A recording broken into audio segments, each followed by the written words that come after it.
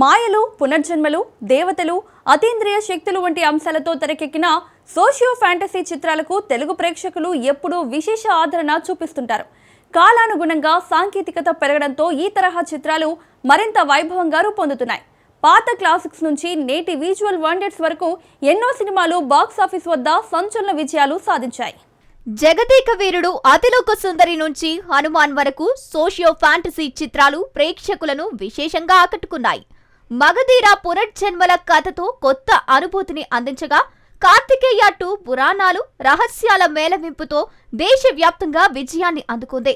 Bimbisara time travels కాన్సెప్టుతో ఆకట్టుకోగా, Virupaksha ఆంతేంద్రియ అంశాలతో ఉత్కంఠ రేపింది.